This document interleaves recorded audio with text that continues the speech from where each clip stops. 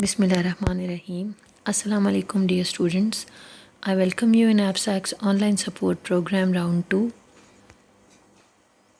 This is week 10 and the topic of today's lecture is unit 5, daffodils. As you know, we have already done 4 units and now we will do daffodils. Daffodils is a poem written by William Wordsworth, a very famous poet and a very famous poem also. First we will discuss his life, and some of the basic things about his life was that he was born on 7th April 1770 and he died on 23rd April 1850. When he died, his age was 80. His occupation was a poet and his famous works are lyrical ballads, poem in 2 volumes, The Prelude, Nationality. He was an English poet. Themes of nature, these are his favorite themes. Most of his poems have the theme of nature. He was a priest of nature. He truly loved natural poetry more than other poets. Nature never did betray the heart that loved her. William Wordsworth. These lines are by William Wordsworth. Now we'll move forward to the pre-reading section. When you open your book, there is a picture given in your book and the question that is asked is, what is the picture about? And then you come to know that this picture is actually the picture of the beautiful daffodils. The next question is, have you ever seen daffodils? Some of you must have seen the beautiful flowers that are known as daffodils. Do you know where daffodils grow? There are some places, specific places where daffodils grow. Some of you know and some of you don't know, and those who do not know, they must go and search and find out where the daffodils grow. First of all, we will do the theme of the poem. The theme of the poem Daffodils is a collection of human emotions inspired by nature that we may have neglected due to our busy lives.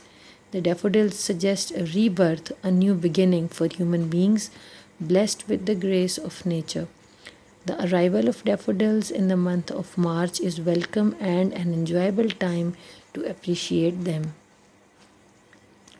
William Wordsworth wrote daffodils on a stormy day in spring while walking Ullswater Lake in England. He imagined that the daffodils were dancing and calling him to join and enjoy the breezy nature of the fields. The poem contains 6 lines in 4 stanzas as an appreciation of daffodils. Now we will read the poem, stanza number 1. I wandered lonely as a cloud that floats on high over vales and hills, when all at once I saw a crowd, a host of golden daffodils, beside the lake, beneath the trees, fluttering and dancing in the breeze. In this stanza, the poet describes the pleasant sight of beautiful daffodils. Once he was walking alone in the countryside. When he reached near the bank of a lake, he saw a large number of golden daffodils growing along the bank of the lake under the trees. The flowers were moving and dancing in the breeze. Stanza number 2. Continuous as the stars that shine and twinkle on the Milky Way, they stretched in never-ending line along the margin of a bay. 10,000 saw I at a glance, tossing their heads in sprightly dance.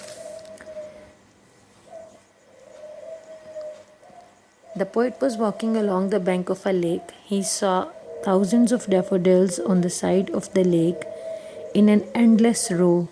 The heads of those daffodils were moving as if they were dancing in a happy mood. The endless row looked like shining stars in the Milky Way. Stanza number 3.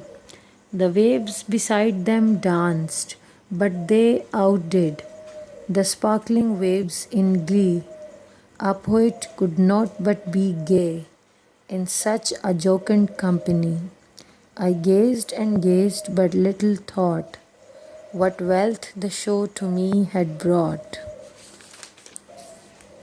In this stanza, the poet describes that the waves of the stream were dancing beside the daffodils, but the daffodils looked happier than the waves.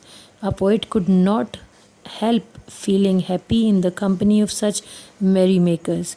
He went on looking at those daffodils and did not think what wealth of joy and peace that scene had brought to him. Stanza 4.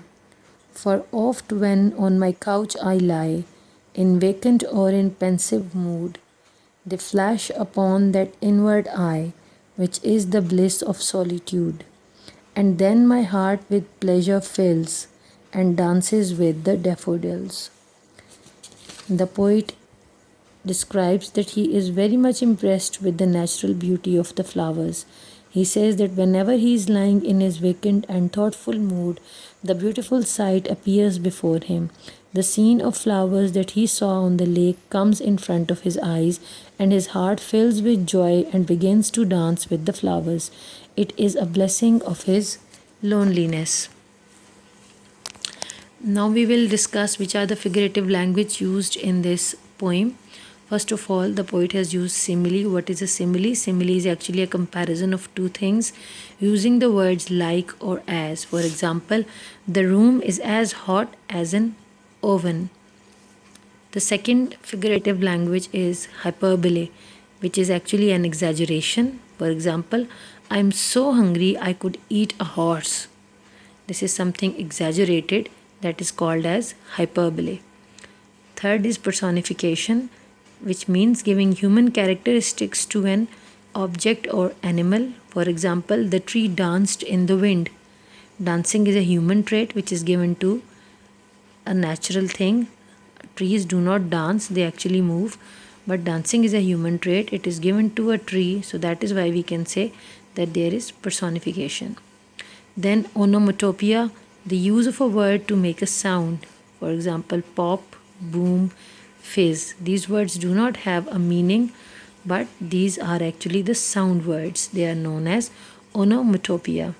Then alliteration, the repetition of the same beginning sound of the words, like 7 snakes slithered slyly. In this sentence, the alliteration of s is used. Actually, in alliteration, most of the time, the consonant sound is repeated. Now, next is metaphor, comparison of two things, saying that one thing is or was another thing. For example, this room is an oven. Now we will see that in daffodils, which are the figures of speech that are used by the poet. The poet has used simile in the very first line, I wandered lonely as a cloud. Then he has used personification in I saw a crowd. Then there is personification again in fluttering and dancing in the breeze. Dancing is the word personification used for the flowers. Continuous as the stars that shine. Again, the poet has used simile. They stretched in never-ending line. Never-ending line is a hyperbole. Tossing their heads in sprightly dance. Heads is a personification, as the daffodils do not have heads. The waves beside them danced. Again, dancing is a human quality which is given to the flowers, so we can say that there is a personification. They flash upon that inward eye. Again, the poet has used personification in this line. And dances with the daffodils. And in the last line also, the poet has used personification. The first line makes nice use of personification and simile. The poet assumes himself to be a cloud floating in the sky when Wordsworth says in the second line, I look down at the valleys and mountains and appreciate the daffodils. It's the personification where an inanimate object possesses the quality of a human, enabling it to see the daffodils. The line 10,000 saw I at a glance is an exaggeration and a hyperbole, describing the scene of 10,000 daffodils altogether. Alliteration is the repetition of similar sounds is applied for the word h in the words high and hills.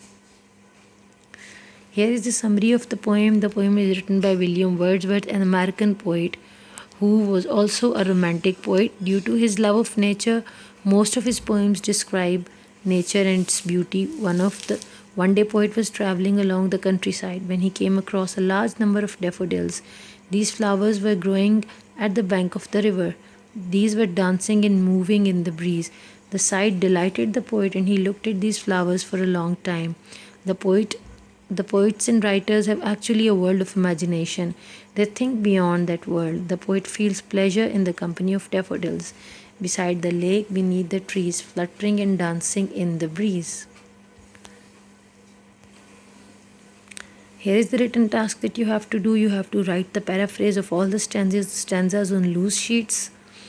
And after reading the stanzas, I have told you, I have described you actually the paraphrase of the stanzas. You have to write all that. Then you will have to write the summary of the daffodils, which is also given to you. Then you will do comprehension question answers, which are given on page number 53. You have to do them on loose sheets, and you will do all this work on loose sheets, the paraphrase, the summary, and also the comprehension question answers. I hope you have understood. If there is any problem, you can ask me on the query day. Thank you and have a good day.